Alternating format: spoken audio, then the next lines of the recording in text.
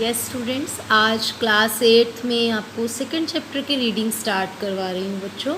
तो देखो, ज्योग्राफी का ये चैप्टर है। सेकंड चैप्टर ज्योग्राफी में एनसीईआरटी बुक का land, soil, water, natural vegetation and wild life resources. मतलब इस चैप्टर में हम क्या पढ़ने वाले हैं?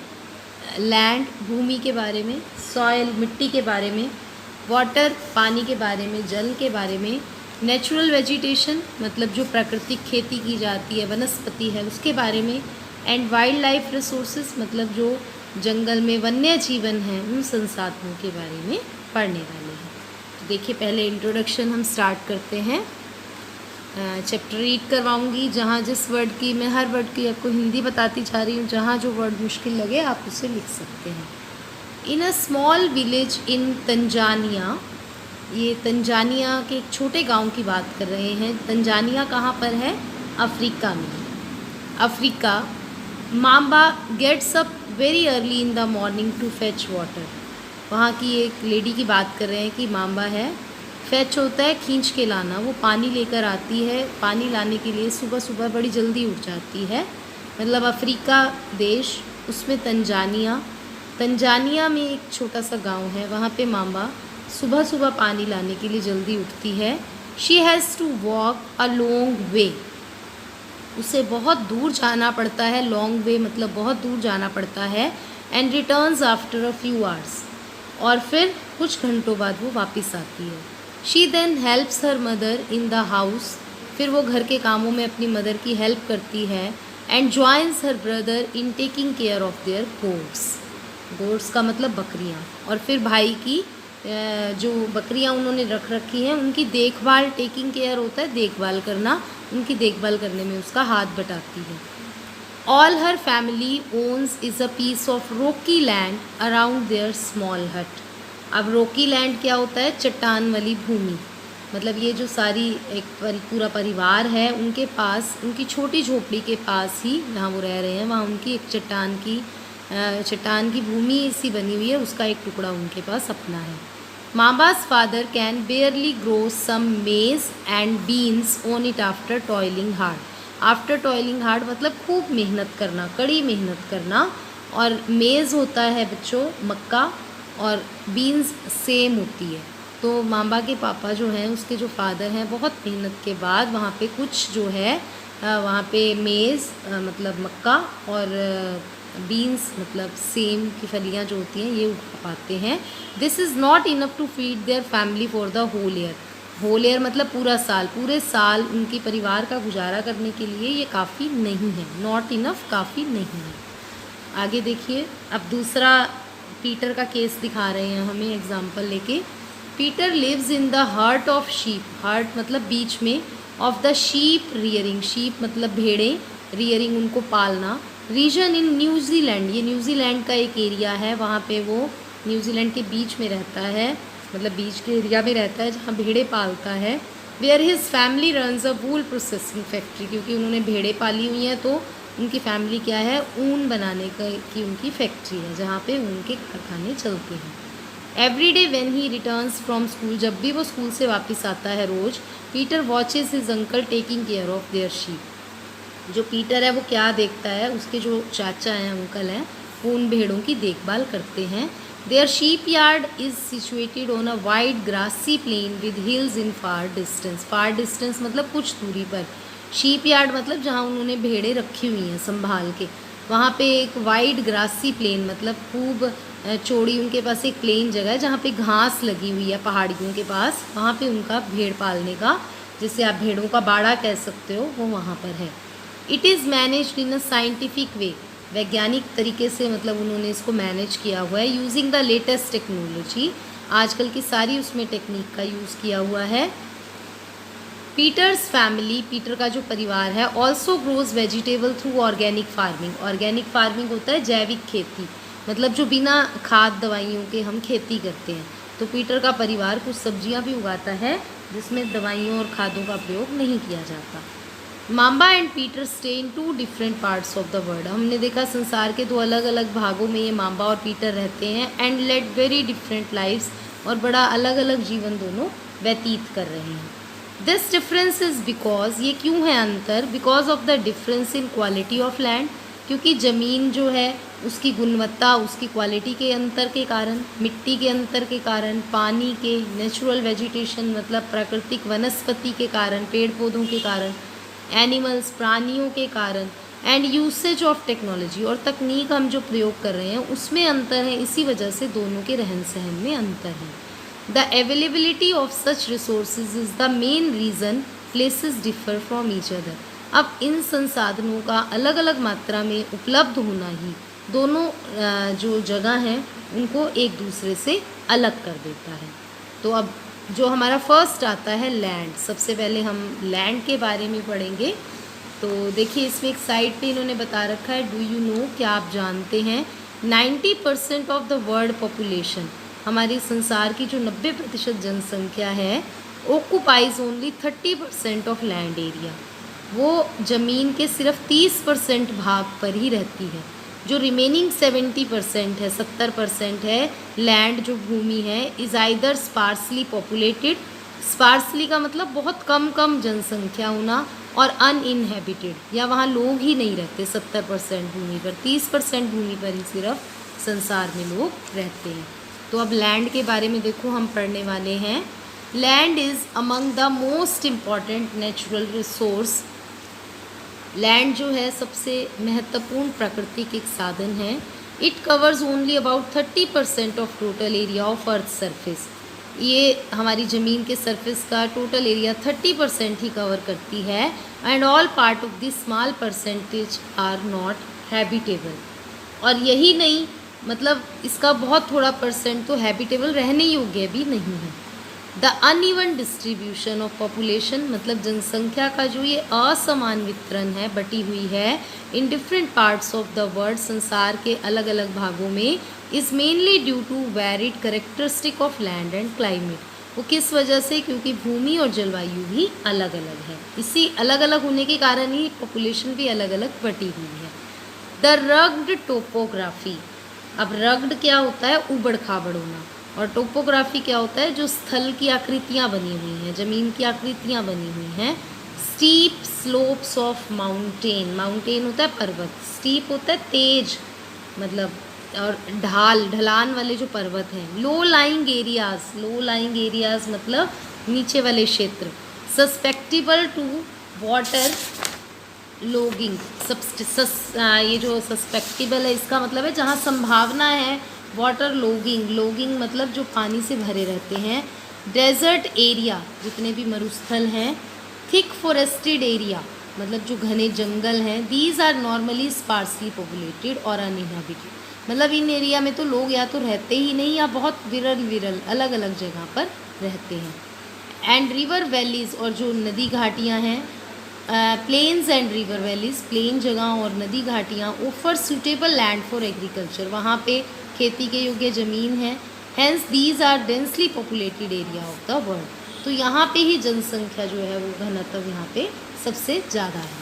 अब आता है लैंड यूज़, मतलब भूमि का उपयोग। Land is use for different purpose. अब लैंड किन किन कामों के प्रयोग आती है, ये आपको क्वेश्चन भी आता है। सच एज एग्रीकल्चर, जैसे कि खेती। फॉरेस्ट्री, जंगल। माइनिंग, माइनिंग होता है मतलब जिसमें खनन, जिसमें खनिज पदार्थ निकालते हैं। बिल्डिंग हाउसेस, मतलब जो बिल्डिंग्स बनाना, घर बनाना, रोड, सड़कें बनाना। सेटिंग अप इंडस्ट्रीज़, लैंड और किस काम आती है, उद्योग बनाने के, सेटअप करने के काम भी आती है। तो कृषि किन किन कामों में आती है, खेती के लिए, जंगल बनते हैं ज़मीन पे, खनिज पदार्थ निकालते हैं ज़मीन में से, घर बनाए जाते हैं, सड़कें बनती हैं, उद्योग बनते हैं। This is commonly termed as land use, और इसे ही हम भूमि का उपयोग कहते हैं। उसके बाद देखिए, the use of land is determined by, जो ज़मीन का प्रयोग है ये कैसे डिटरमाइन होता है, ये पेपर में क्वेश्चन आता है कि कौन से फैक्टर इसको डिटरमाइन करते हैं। फिज़िकल फैक्टर, भौतिक कारक, कौन से, जैसे टोपोग्राफी मतलब ज़मीन की आकृति, सॉयल मिट्टी, क्लाइमेट जलवायु, मिनरल खनिज पदार्थ, एंड अवेलेबिलिटी ऑफ वाटर, और पानी की उपलब्धता। तो ये आपको क्वेश्चन भी बन जाता है कि ज़मीन को कौन कौन से फिज़िकल फैक्टर जो है वो डिटरमाइन करते हैं। ह्यूमन फैक्टर, अब मानवीय जो साधन है जैसे कि पॉपुलेशन है, जनसंख्या है, टेक्नोलॉजी है, तकनीक है, these are also important determinant of land use pattern. ये भी जो है वो ज़मीन को निर्धारक करते हैं। तो ये थे हमारे फिजिकल फैक्टर, ये हो गया हमारे ह्यूमन फैक्टर। अब उसके बाद देखिए, land can also be classified on the basis of ownership. ये आपको पेपर में क्वेश्चन आ जाता है। जो ज़मीन है उसे हम ओनरशिप मतलब स्वामित्व मतलब अपनी ऑनरशिप के हिसाब से हम कितने भागों में बांटते हैं। एक होती है प्राइवेट लैंड, एक होती है कम्युनिटी लैंड। प्राइवेट लैंड मतलब निजी भूमि और कम्युनिटी लैंड मतलब सामुदायिक भूमि, मतलब जो सबके पास है। Private land is owned by individual, जो निजी भूमि है वो व्यक्तियों की अपनी होती है। Whereas community land is owned by community, जबकि जो सामुदायिक भूमि है वो पूरे समुदाय की होती है। फॉर कॉमन यूजेस मतलब सबके प्रयोग के लिए, जैसे कि कलेक्शन ऑफ फोडर, चारा इकट्ठा करना, फ्रूट्स हो गए, नट्स हो गए, या कोई दवाइयाँ लगा रखी हैं हमने, औषधि जड़ी बूटियाँ लगा रखी हैं, उनको इकट्ठा करने के लिए। These community land are also called common property resources. ये जो सामुदायिक भूमि है इसे हम कॉमन प्रॉपर्टी रिसोर्सेज मतलब कॉमन मतलब साझा, प्रॉपर्टी मतलब संपत्ति, साधन भी कहते हैं, मतलब साझी संपत्ति होती है ये सबकी। People and their demands are ever growing. हमें पता है लोग और उनकी मांग ये तो हमेशा बढ़ती रहती है। But the availability of land is limited, लेकिन जो भूमि की उपलब्धता है ये बड़ी सीमित होती है, ये कम होती है। तो quality of land also differ from place to place. अब जो भूमि की गुणवत्ता है ये जगह से जगह अलग अलग बदलती रहती है। People started encroaching the common land. Encroaching होता है मतलब अपने छीन लेना, जिससे हम कहेंगे कब्जा कर लेना। लोग जो साझा भूमि है उसको भी अपने कब्जे में ले लेते हैं। To build up commercial areas, वहाँ पे कोई भी व्यापारिक उन्होंने कुछ बनाना है। Housing complex in urban area, शहरों में जैसे वो घर रहने के लिए बनाने लग गए। And to expand the agriculture land in rural area, और खेतों में उन्होंने कृषि योग्य भूमि बनानी है, बढ़ानी है। एक्सपैंड होता है बढ़ाना, तो वो ज़मीन को अपने कब्जे में ले लेते हैं। Today the vast change in land use pattern, जो आजकल हम भूमि के प्रयोग में जो परिवर्तन आ रहे हैं, they also reflect the cultural changes in our society. ये हमारे समाज में सांस्कृतिक परिवर्तन इससे दिखाई देते हैं। लैंड डिग्रेडेशन, लैंड डिग्रेडेशन होता है भूमि का कमी होना, भूमि की क्वालिटीज़ में कमी होना। लैंड स्लाइड मतलब जो ज़मीन जो पत्थर जो है वो ऊपर से नीचे गिरने शुरू हो जाते हैं, ज़मीन इधर से उधर खिसक जाती है, हिंदी में इसे भूस्खलन कहते हैं। सॉयल इरोजन मतलब मिट्टी का कटाव हो गया। डेजर्टिफिकेशन मतलब मरुस्थल हो गए, बिल्कुल मरुस्थल बन जाना। Are major threat to environment, ये सब पर्यावरण के लिए खतरा है। Because of expansion of agriculture and construction activities, क्योंकि हम खेती का इतना विस्तार कर रहे हैं और कंस्ट्रक्शन एक्टिविटीज़ कर रहे हैं, निर्माण कार्य कर रहे हैं, तो ये सारे हमारे पर्यावरण के लिए एक खतरा है। अब आगे देखिए, ये आ जाता है conservation of land resources. Conservation होता है संरक्षण करना, और लैंड रिसोर्सेज होता है भूमि के साधनों का संरक्षण करना, उन्हें संभाल के रखना। ग्रोइंग पॉपुलेशन, क्योंकि जनसंख्या बढ़ रही है, and their ever growing demand, और उनकी मांग भी लगातार बढ़ रही है, has led to a large scale destruction of forest cover. इससे क्या हो रहा है, जो जंगलों वाली भूमि है, वन भूमि है, इसमें विनाश हो रहा है बड़े स्तर पर। एंड एरेबल लैंड, और एरेबल लैंड मतलब जो कृषि के योग्य हमारी भूमि थी वो भी ख़त्म होती जा रही है। And has created a fear of losing this natural resources, और हमें डर पैदा होने लग गया कि ये जो प्राकृतिक साधन है अब ये हमारे पास ख़त्म ही हो जाएंगे। Therefore the present rate of degradation of land, इसीलिए जो भूमि का निम्नीकरण हो रहा है, कमी हो रही है, इसकी जो प्रेजेंट रेट है मस्ट बी चेक्ड, इसे रोका जाना चाहिए। अफोरेस्टेशन, अफोरेस्टेशन होता है नए नए पेड़ लगाना। लैंड रिक्लेमेशन मतलब भूमि में सुधार करना। Regulated use of chemical pesticide मतलब जो हम दवाइयाँ, रासायनिक दवाइयाँ, कीटनाशक दवाइयाँ यूज़ कर रहे हैं उन पे कंट्रोल करना। फर्टिलाइज़र्स, खादों पे कंट्रोल करना। एंड चेक ऑन ओवरग्रेजिंग, और जो हम पशुओं को ज़्यादा चराते हैं उन पर रोक लगाना। सम ऑफ कॉमन मेथड्स, ये कुछ आम तरीके हैं use to conserve land resources, भूमि के साधन को संभालने के। अब देखिए आगे आता है लैंड स्लाइड। अभी मैंने आपको बताया था लैंड स्लाइड क्या होता है, मतलब जब हमारी चट्टानें एक जगह से दूसरी जगह खिसकनी शुरू हो जाती हैं तो उसे हम लैंड स्लाइड कहते हैं। Land slide are simply defined as mass movement of rocks. Rock होता है चट्टानें और मास होता है बहुत ज़्यादा मूव कर जाना। जब हमारी चट्टानें जो हैं वो एक जगह से दूसरी जगह हिलनी शुरू हो जाती हैं, डेब्रीज होता है जो मलबा, उसे डेब्रीज बोलते हैं, और अर्थ डाउन स्लोप, और ज़मीन जो है वो ढलान से नीचे गिरनी शुरू हो जाती है तो उसे हम लैंडस्लाइड या हिंदी में इससे बच्चों भूस्खलन भी बोलते हैं, कि हमारी ज़मीन जो है वो खिसकनी शुरू हो जाती है जिसके कारण नुकसान होता है। They often take place in conjunction with earthquake. ये कैसे होता है, किससे जुड़ा हुआ है? जैसे कोई अर्थक्वेक, भूचाल आ जाना, फ्लड, बाढ़ आ जाना, वॉल्केनो, कोई ज्वालामुखी हो जाना, तो ये उसके कारण होता है। अ प्रोलॉन्ग स्पेल ऑफ रेनफॉल, मतलब लंबे टाइम से बारिश का होना, कैन कॉज हैवी लैंडस्लाइड, जिसके कारण बहुत ज़्यादा लैंडस्लाइड हो जाती है। That can block the flow of river, जिससे पानी का जो बहाव है वो रुक जाता है, रास्ता रुक जाता है क्योंकि पत्थर नीचे गिरने शुरू हो जाते हैं। फॉर क्वाइट सम टाइम, कुछ देर के लिए पानी का बहाव भी रुक जाता है। The formation of river block can cause havoc to settlement down stream on its bursting. अब जब पानी का बहाव रुक जाएगा और एकदम से पत्थर आकर नीचे गिरेंगे तो जो नीचे रहते हैं, सेटलमेंट मतलब जो लोग डाउन स्ट्रीम नीचे रहते हैं, उनके लिए बड़ा मुश्किल हो जाता है। वहाँ पे नीचे घाटियों में तूफान जैसी स्थिति आ जाती है। In the hilly terrain landslide have been a major and widely spread natural disaster. अगर हम पहाड़ों के उसमें लें और लैंडस्लाइड होने लग जाए तो ये बड़ी प्राकृतिक मुसीबत हो जाती है। That often strike life and property, जिससे जीवन और संपत्ति को नुकसान होता है। And occupy a position of major concern, और जो कि एक बहुत कंसर्न मतलब चिंता का विषय है। अब एक इन्होंने केस स्टडी हमें बता रखी है। एक बहुत भयानक लैंडस्लाइड हुआ था, कहाँ पर? पंजी विलेज नियर रिकोंग प्यो इन किन्नौर डिस्ट्रिक्ट ऑफ हिमाचल प्रदेश। हिमाचल प्रदेश में किन्नौर ज़िले में रिकोंग पो के नज़दीक गांव है पंजी, वहाँ पर लैंडस्लाइड हुआ। ज़मीन का टुकड़ा जो है वो आकर नीचे कैसे गिरा। And damage 200 meter stretch of old Hindustan Tibet road, जिसके कारण हिंदुस्तान तिब्बत रोड है वहाँ पे 200 मीटर का मतलब भाग जो है वो बिल्कुल ख़त्म ही हो गया। नेशनल हाईवे 2222 है वहाँ पे, ये रास्ता बंद हो गया, ख़त्म हो गया। This landslide was triggered by intense blasting at Panji village. जब ये इतना भूस्खलन हुआ तो पंजी गांव में विस्फोट हुआ।